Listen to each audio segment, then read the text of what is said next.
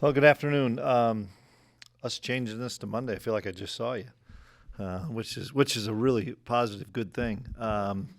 Looking at the film, we made some good things, did some really good things, made some mistakes that we've got to clean up. I think we have their attention because there's some things, different things, just some detail, some recognition of running the correct route or the correct depth, maybe a blocking scheme that got screwed up a couple of times. We talked about on Saturday night.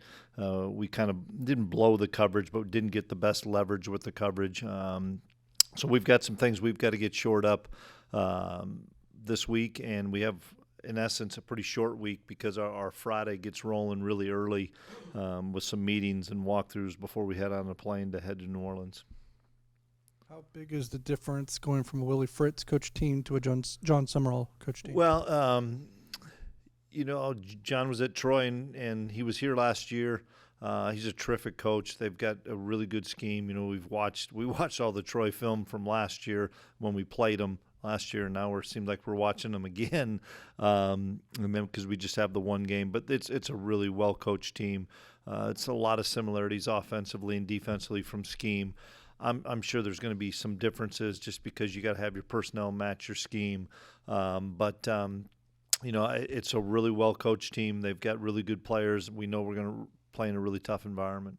When you look back at the last game, was there a position on offense that you ended up thinking played better than you thought live? Well, I don't think anybody played poorly live. We just probably made a few mistakes that hopefully we can clean up from game one to game two. I thought our running backs ran really well. I thought DJ made some really good cuts. I was pleased with getting Joe Jackson a few carries, and then awesome to get LeJames White the touchdown because Jimmy deserves it. He's worked hard for a number of years, and it was good to see him. So give me your breakdown of Tulane offensively. Offensively, terrific running back. It starts with him. They've got, I think he was freshman of the year, and he's an all-conference kid coming back. They're really good up front, and they're trying to get him touches, and he's extremely talented downhill guy, a young quarterback that had a lot of success in the first week. They have really good skill kids outside, but they have so much experience up front in the offensive line, and with that running back. Obviously that's the first thing we have to be able to do is try to control. You're not going to shut down the run game. You got to try to control it a little bit. Quite a bit of the defensive personnel played here, or some of it played here a couple years ago. I think a few of them did, yeah. What did that defense do to you that day 2 years ago that frustrated your offense so much? Well, the biggest thing is we didn't convert on fourth down, if I recall. We missed out on a couple of fourth and shorts. That was the big thing. I thought the biggest thing that crew did, now it's a different football team, theirs and ours, is they tackled so well. I know both teams have changed a lot since you guys played 2 years ago, but is there any kind of revenge mentality with the coaches or players heading into this? I don't think so. Maybe had it been the same staff with Coach Fritz, potentially. And I couldn't tell you how many guys they still have on that team. I know there's a handful. We have a handful that played in that game, and a lot of guys that were a part of the team that probably remembers the loss. Guys like Mott and Austin, guys that played a ton. Those guys probably remember a lot more. But no, you can't think of it as that. We're getting an opportunity to go on the road. I think it's important for this group to go on the road because we're going to have to win some games on the road to have a successful season. 11 a.m. kick in New Orleans, but it's going to be hot and humid. Do you do anything special to prepare for that? It's all week, actually. You don't want to just get up and say, here's what we got to do on Saturday morning. It's the hydration all week. It's recovery. It's taking care of your body. It's nutrition. It's sleep. We'll do some specific things with our athletic training staff and our nutrition staff and strength staff as the week continues to progress. But, it's individual accountability. You guys got to take care of their bodies. When it comes to Avery, how much does, game situation, score, all that stuff, how much does that factor in when you decide to run him versus pass him? We saw him run a few times this last game. He obviously is good at it, but I know you don't want to do it all the time. Yeah, I think some of it was the looks we were seeing. He had a couple of times where he pulled the football and ran. That was a design give, but they closed so fast on the running back that he pulled it and was able to make a big play. The design runs are less right now than in the past seasons. Twofold on that. One, it's a long season, as well as we feel we're doing some better things in the throw game, and have some things that we probably didn't get a chance to get to or didn't use this first week that we're excited about. Whether or not it's this next week, the next few weeks, I mean, we're still a little bit of a work in progress in the pass game, but I know we're working on it every day and getting better. You guys are able to cycle in several guys at punt returner. What did you like out of what you saw out of who was there, and is that kind of going to be the plan? Yeah, no, forward? we wanted to get both Sterling and Dylan back there. I thought that, and we had Jacob Parrish back there as well, because we had Phillip Brooks here for a long time, ever since I was here, returning punts, and so all those guys had done it in practice, and we wanted to give everybody an opportunity because we just thought, the chance of you having your one and only punt returner all year long maybe isn't the best. So we want to make sure and give all those kids an opportunity. Jacob probably will do it a little bit more when it's a punt safe or in our territory, and then Dylan and Sterling catch the ball really well, and we want to give both an opportunity. Jacob came out first after Avery was sat, led you guys to a touchdown. Is he kind of taking a little bit of an edge in that backup quarterback race? No, I think they both are doing. Once we got to that situation, and I can't remember when we put Jacob in, early in the fourth quarter, I communicated with Coach Wells that we'd go with Jacob next for a number of reasons. Maybe because he's been here a little bit longer, because it's still a dead heat, but we were hoping to get another possession so we could get Taquan one as well. And so they both are battling still on a daily basis, but I saw some good things out of both guys, and both needed to get their feet wet and play a game of college football here at K-State. Asa didn't play. I think Austin Moore had to leave. Yep. What's their status going into the next? We pulled Austin Moore precautionary at halftime. He'd been dealing with something and was feeling good, but we pulled him, and so we could use Rex Van Wy a little bit more. Rex needed those reps, and then Asa just wasn't ready to play with something he was dealing with, and we'll see how practice goes this week, but we're more optimistic this week than we were last.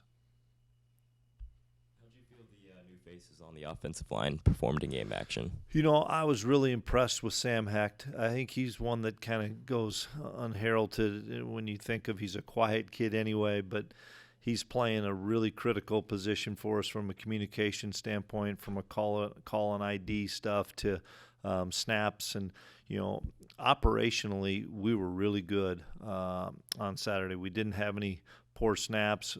We had really good timing on some of our jet sweep series. We were great with the play clock with our quarterbacks and our centers, and I thought Cap did a good job. Capria came in and got 13 snaps and did a really good job. But Sam's probably the one that jumps out at me that I was really impressed with. Coach Summerall's always, prided himself on his defense, and I think Tulane is also, under Fritz, built this defense that's really talented. What stands out about Coach Summerall's defense that makes them difficult to play they're against? sound for starters. They've always played really good defense. I've got a lot of respect for them. They play hard. They know their scheme, and they know where their strengths are and some of the things where they've got to be able to shore up some things, just like every defense does. Every defense knows you have maybe not a true weakness, but an area that is susceptible. And I don't know how much it looks very similar, but it's one game. I'm sure there's some other tweaks and other things that they're doing defensively that they haven't shown yet because they didn't need to last week. Similar to us, we got a lot of things that we haven't shown yet. I think that's part of the chess match of early season football. of what are you going to show in the first week based on your opponent, based on the score. What can you hold back? I think they're probably in the same reign as we are as far as we didn't show everything they did. It still comes down to, do you get off blocks and do you tackle? And those they did last week for sure, and they always did at Troy. Coach, your team showed a lot of remarkable discipline against UT Martin, committing 0 penalties while capitalizing on their own mistakes. How do you incorporate the discipline in a relatively young squad, and how essential will it be as the season progresses? Well, something we preach every day of having great discipline, and great discipline is not just eliminating for me, it's the pre-snap penalties. You can't have false starts, and you can't have delay games and offsides, and I thought we did a really good job of that. Some of the things during the snap, you're going to have a hold once in a while. You're going to have a pass interference once in a while. I thought our guys did a good job of playing with really good technique. And then the post-snap penalties, we've got to not have those, a personal foul, a late hit, whatever it may be. Well, we emphasize it. We talk about it. Our kids know how important it is to play a clean game. And, two things we pride ourselves on is explosive plays and preventing them. And I think it was 13-3 in that battle on Saturday. Limiting the penalties. The one area that we weren't good in is turnovers. We turned it over twice and didn't get a turnover. So to be down 2 in the turnover margin already is not a good thing. We've got to get that thing flipped, because that's the biggest sign of maybe not having discipline or not going to be able to overcome it when you turn the ball over twice. Now, the block punt kind of takes a lot of that away, because we block and score on that play. With Toby, how far has he come as far as adjusting to the defensive end position, and also do you see him being more at this point just a pass rush specialist? Or he's come a long way from spring when we moved him over there, and he was really learning how to play the position, but put his heart into it and said this is his best way to make a great contribution. Put on a little bit of weight, got a little bit stronger in the summer, and then really continued to work on his pass rush skills. We don't want him to be a third down specialist. Right now, that's his best role, but we don't want that. We're fortunate with the amount of defensive ends that we do have that we can rotate a little bit by down and distance with the guys we have. Now, obviously, we have to make sure that Toby's ready to play every down, because tempo will change that, and he's getting better and better at playing the run and understanding it. But I've been really pleased with his progress since we moved him last winter. Coach, I was noticing after the game that so many of the guys that played significant roles in the victory, Avery, Dylan, DJ, the block punt was a Kansan. Toby and Dez are Kansans. It just seemed like the heart and soul of this team is even more so Kansas this year. Yeah, I guess I don't look at it like that during the flow of a game or after a game. It's something that's really important to us in the recruiting process, and really important to, I think, the fan base that comes from all over the state to come to our games, that we put on a really good product, and we give the kids in this state an opportunity to be successful. And I think you look at a kid like Sam Heck that walked on here and learned behind Noah Johnson, a Kansas kid, learned behind Hayden Gillum, a Kansas kid, and now it's his opportunity. And all three of those guys walked on and became starting centers in the Big 12, which I think is really cool. But we're trying to develop guys, and sometimes it takes a little bit to develop.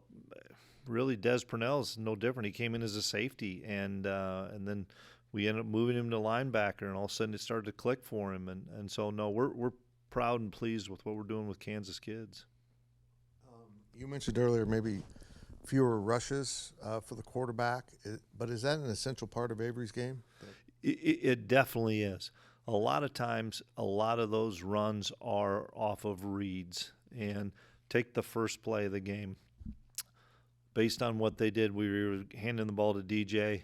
Okay, they took that away, and then he had the option to either flip it to Dylan or run the football. So there's a lot of those play actions or plays where there is a read where maybe he keeps it, maybe he gives it. And we'll see every week maybe a little bit different how teams play that too. I would assume that a lot of teams are going to play that for him to make sure that he has to give the football because he's so dynamic running the ball.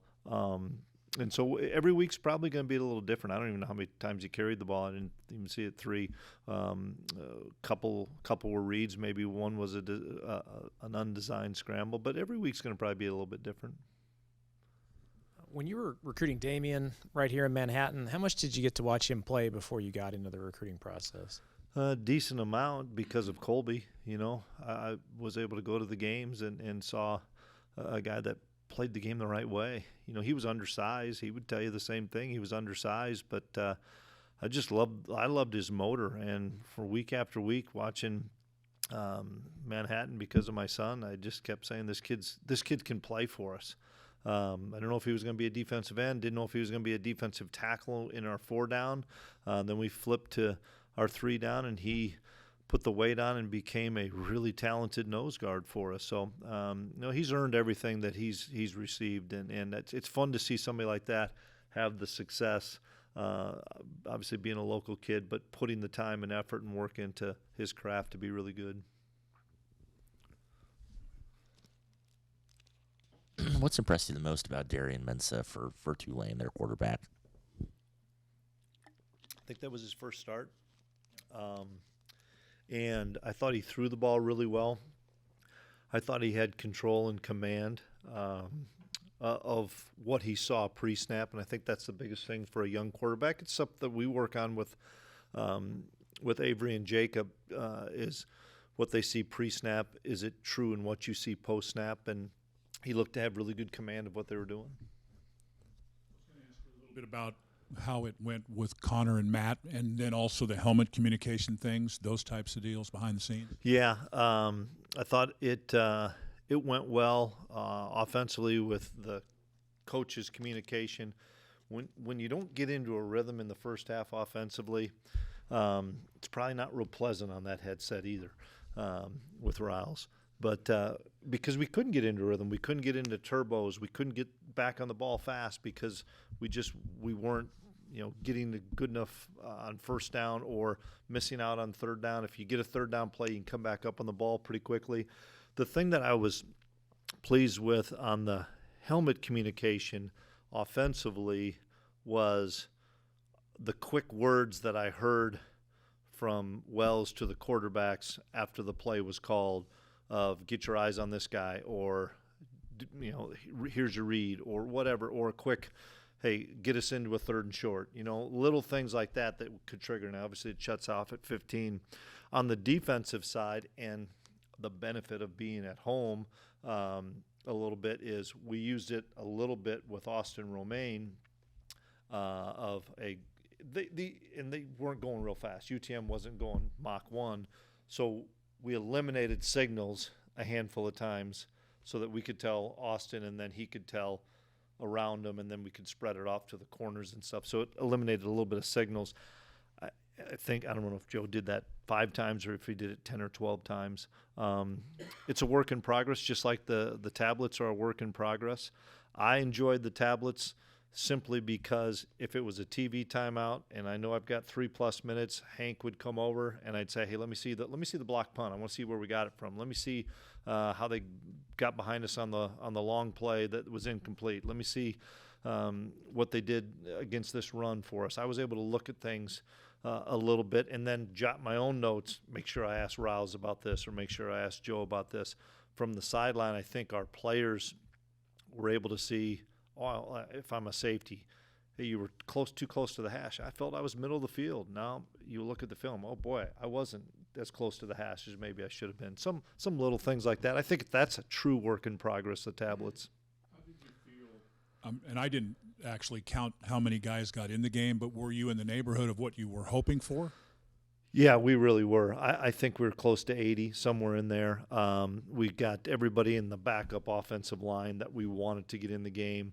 We got all of the running backs that we wish we'd have gotten Cantu in there, but we got all those running backs in. We got a number of wide receivers in. Andre Davis, who's missed some time, and Andre's still going to be a really good football player for us. He just missed some time to get him in there, to get a lot of those kids at linebacker, from Gavin Myers to Wittenberg, Tyson Struber, and getting some of these younger guys that are still learning the system, I think, was important. So it was good. And then on special teams, whether it was a returner or kickoff, we were able to get some guys in.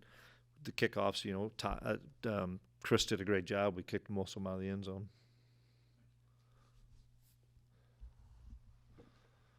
When I say the name Braden Lon, what comes to mind? Kid that has worked his tail off the last 3 years to get himself in position to help this team. One thing I've always said about Braden is he's always cared. He's always wanted to be really good. When he came in as a freshman, he knew he was undersized and needed to get bigger and stronger. Then as a redshirt freshman, he kept learning. And now in his third year, I just think he's 240-some pounds. He learned a lot from Ben. He's learned a ton from Swanee and Oak. He did some really good things at the point of attack, did some really good things blocking on some perimeter runs we had. And then, he caught the football and was a big target. And quarterbacks feel really comfortable and confident with him. And that's a guy that has made himself into what he is right now. Because I think he came in maybe 210, 215 or something. And it takes a while. Senate was 207 or 209 when he came in here. It just takes a little bit. And I think he's done a great job with getting his body ready to play this game. Touchdown catch really quick, and just how thrilled you were about that? I was ecstatic. I thought it was a great play call and play design for what they were doing. We kind of scored on two very similar plays in the throw game to the boundary. We didn't think they were going to leverage our person to the flat. And the first time it happened to be Braden, and he ran a little wheel route, and Avery put it on him. I was so excited for him to get in the end zone. I thought that was a big time play, big time call by our offense, and then we executed it. And then the same thing with Dylan. We were getting the wheel route. But I was excited for Braden. Tulane played on Thursday, got a day or two head start on you guys for this game. Did you do anything to try to even that out with any of your staff? No. We always have our head scout guys that are working on the next game. But as a true coaching staff, no, you can't. We can't keep all that stuff squared away in our minds probably. And so we went back to work early Sunday morning and came in early again this morning. It's a first true normal week for us, and so got a lot of stuff done Sunday. We don't see our players on Sunday. They come up on their own probably. They do treatments and watch film. And then this morning they had a lift. We met from 6 a.m. all the way up till whenever the heck we get going, about 2:40. I get a chance to meet with the quarterbacks right after this to talk a little bit about what I'm seeing from their defense. And it's our first full week, and so there's a lot of guys that are getting their first taste of what K-State football is like in a normal game week.